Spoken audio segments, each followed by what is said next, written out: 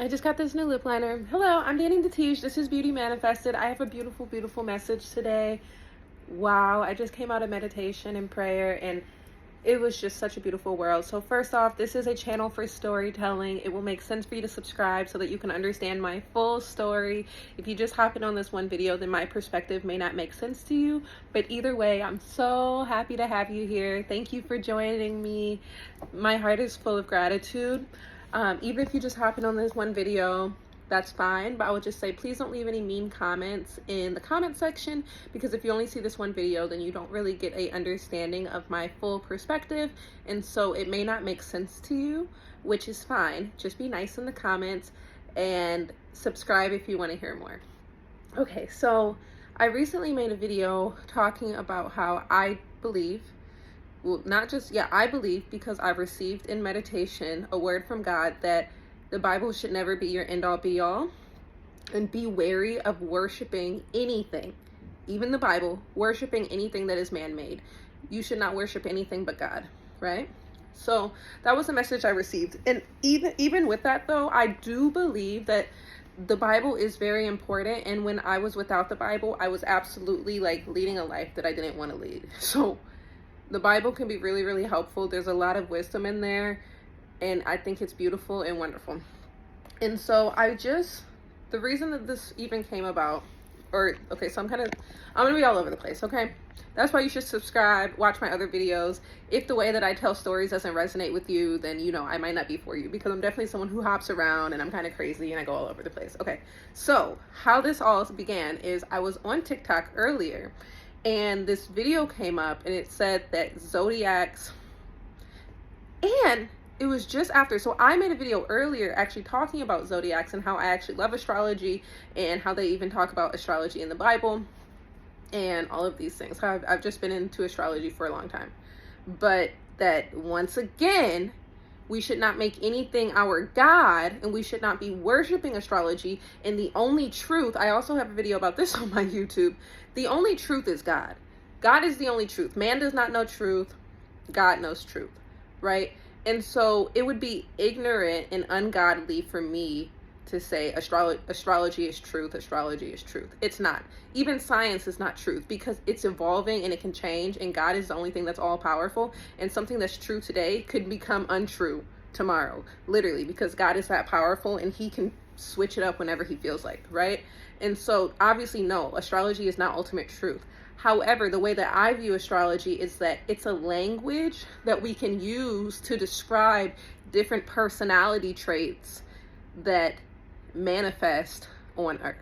It's just a language, okay? So I felt like when the girl, and mind you, I didn't get to watch the whole video, and so I really shouldn't be having a reaction video already, but I don't even like that she said that, and there were multiple videos about that, and I've heard people say that before, that zodiacs are demonic.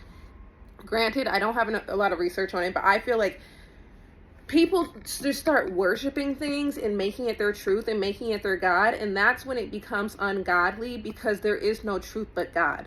So it's not what you do, it's how you do it.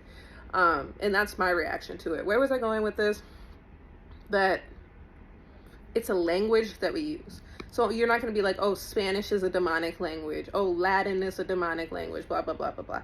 And maybe there is some, I'm not a linguistics major. I don't know about all these things. And I'm not a theologian either. So I don't know everything, and I don't know the roots of everything. But I just feel like the way that you approach it is everything. So I don't have good Wi-Fi here, so the video wasn't loading. I didn't get to watch her whole video, but it really just had me feeling like a type of way. Like I was like, especially because I'm newly getting into the Bible, so I'm like, you know what, like maybe I don't know the rules, but I feel like the problem that people even have with a lot of religious people, and me as well, like back then when I wasn't very religious, was like, and I still am not very religious, but I am very godly,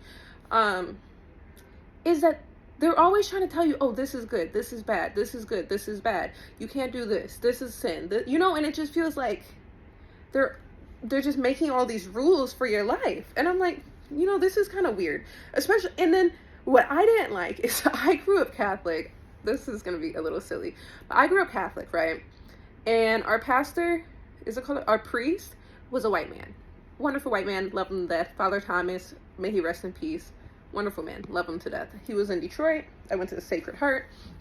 And they would have this like ritual where I think they give you the cookie. I don't remember it exactly. I know it's been a while, but I think they give you like a cookie, and then you have to wait in a line, and then you go, everyone goes up to the priest, and then you tell the priest like, forgive me, Father, and then he like touches your forehead, and then he like blesses you or something. I think like he removes your sin or something like that. But like it just felt really awkward and weird for me to be asking a white man, forgive me, Father. You know, especially because like he's just a random white man. Like, he's not my father at the end of the day. So it was just a little awkward because the Holy Father is God. And so why am I saying this to a white man? Like, it was just strange for me, and I did not like it at all. And yeah, I think religion can get just really, really weird, and people can definitely like use the Bible against you. And that's why I say the Bible should not be your end all be all. Prayer and meditation should be your end all be all, because over the years the Bible has definitely been manipulated by certain rulers to push their agenda. And so you just need to make sure that you meditate on it, you pray on it, and you see what belongs to you. Okay, that was like, I talked so much. But the reason I even said all of this is because I was feeling really triggered about the zodiac video. And so I decided to pray and meditate. And the question that I asked was, how do I give my life to you? And what does it mean to live for you? And this was me talking to God, because I was like, I wasn't agreeing with the zodiac thing. And I've been seeing just like so much different like religious stuff. And, you know, everyone has their own belief systems, even within Christianity. And so I was like, okay, God, like, I want to be close to you. I want to live for you. I want you to be proud of me. I want to live a life that is worthy. Like, what does that look like? Like, what should I be doing? And so I was meditating, and I could literally cry right now. I did cry already, because I just felt like the warmest hug and the softest embrace. And he was just like, it was so sweet. He was like, I love you already, like, you're doing good. I wrote some of it down. I'm gonna say, like, oh my gosh, it was like, the thing about the meditation though is like, yes, like he was speaking to me and I was receiving it. And then like the way that I do my journal is Dear Danny, and then I write a journal as if it's God speaking, and I believe that it is God who moves the pen for me. And so I'm able to have conversations directly with God, and I have this message that I got from God directly to me. And that's why I feel like personally this is so much more powerful than just reading the Bible. But a lot of times, I didn't today, but a lot of times what I'll do is like I'll read part of the Bible, and then I'll meditate, and then I'll journal. But today I was meditating on the video that I had seen. And so yeah, this is kind of like my practice. And then the way that I channel God, I guess, was like, I don't have to channel God because he's always with me, but it's like I meditate and I breathe up and down, and then I open myself up to receive the love of God.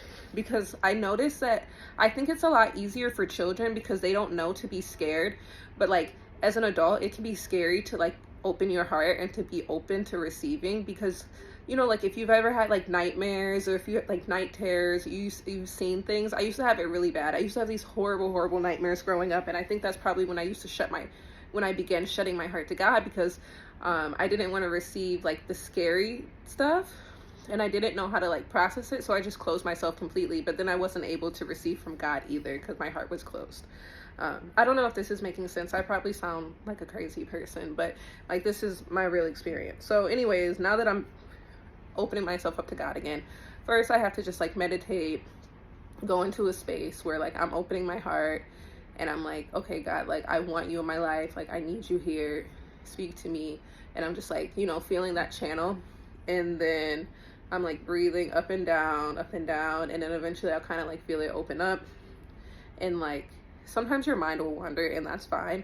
Allow all of it to come in. Like today when I was doing it, I saw like and it was sad. So I'm in Nigeria, and then like we went for a walk today, and there were so many like little children begging, and there was this one boy, and he had like a deformed foot, so he was crawling, and it was just like horrible. So when I had my eyes closed, I saw the deformed boy, and that's when I got scared, and I wanted to close my heart so that I wouldn't have to see like hello, hi, Okay, sorry about that. But what happened? Oh yeah, so I was praying. Right. So let me just tell you a little bit about what I received. So God told me, I'm gonna paraphrase because I feel like a little shy to just read my journal word for word, but he told me like, I'm with you through everything and I love you unconditional. And I love you the way that a perfect father would love his child. And he also told me I didn't write this down, but he told me during the meditation that like, don't put so much pressure on your earthly father. My dad is perfect. I love him. And I feel like as I realize that God is my only perfect father and that he's the only person who I can really receive perfect love from, it takes a lot of pressure off the other people in my life, which is beautiful. Because like he put me in the hands of my earthly father because he knew he would keep me safe in this life. However, he's still just a human. He's growing, he's learning. And so me and my father are growing and learning alongside each other. And so I should love him like that. I shouldn't try to look at my father as if he's supposed to be some sort of like perfect human being, because that's just not what humans are for. I'm supposed to learn from my dad. My dad is supposed to learn from me, and we're supposed to just love each other the best that we can. But the only perfect love comes from God. And so I got that message. And then he said, you are always provided for. And then he also told me like, stop looking at things as negative. And I think that was in response to like the zodiac demonic thing. Like, stop. He said it's neither good nor bad. It's just life, and life will continue to go on. There's nothing in this world that you could do that would make me love you any less. I could cry. I could literally cry. He's like, I made you perfect. Which just kind of like let me know, because I was asking him like, okay, like how do I give my life to you? Like how do I live for you? And he's like, literally like, I made you perfect. Like everything you need to know, you need to know. You used to live your life different, and now you're living it. Now you're meditating and asking how you give your life to me, which is so different than the way that I used to live. Which just goes to show like, you're not gonna get off track. I'm here with you. Your life is gonna go here, your life is gonna go there. Don't look at it as any of it is bad. Like even when I wasn't in my Bible, like try not to look at that as like, oh, you were living in sin, those were the dark days, this and this. It's just life. It's just life, okay? Sometimes you are praying every day, and sometimes you're drinking alcohol and fornication or whatever. You know what I mean? And either way, God loves you. Literally. Like, yeah, it's all an experience. And then a lot of times the people who go through those darkest times, they come out and they start preaching. They come out and they teach people. They come out and they make the world a better place. So don't be looking at it as like, oh, I used to be a sinner, I used to be dark, I used to be this. Like, the way that you know that you're doing wrong is it doesn't feel good and you don't like it and things don't go well. So it's not like you don't even need to apologize, because you've already been punished. The punishment was living like that. You know what I'm saying? Like, you know, when I was in fornication and I was with the boyfriend and it was this and it was that, like, I hated it there. I used to cry myself to sleep. It was horrible. It was miserable. I didn't like living like that. When I was in high school and I used to be mean to my parents and mean to my mom, and I wasn't able to receive their love, and I just wanted to like be independent, be free, whatever. I hated it. I hated myself. I hated my life. It was horrible. And so God is not here to punish me. He's welcoming me back. He's like, finally, thank God. I'm so happy to have you. What did you learn? You know, don't think that God wants to punish you. God wants to send you to hell. God, this, like, he loves you. He loves you unconditional. He never took his hand off of you. Even that stuff, stop looking at it as bad, negative, oh, regret. It just was what it was. That's it. And he loved you then, and he loves you now. He said, you are always welcome here. That's exactly what I was just saying. You are always welcome here. Not, oh, I sinned for so long, God doesn't love me. Yes, he does. He loved you then, he loves you now. You are always welcome here. He said, I am always with you. He said, do not overcomplicate the meaning of life. Find purpose every day. Wake up grateful. Wake up in love. Have hope. Feel good. Smile. Laugh. Why must you suffer? Cut it out. That's what he said. That's my word of the day. I have someone waiting for me. I'm about to go to the beach, but I just had to share that message. I love you so much. If you made it to the end, put me a heart in the comments. I'm so happy to have you here. If you like content like this, let me know, because I actually really like this kind of content. It's very positive. It feels good. But just let me know. I love you guys. Peace.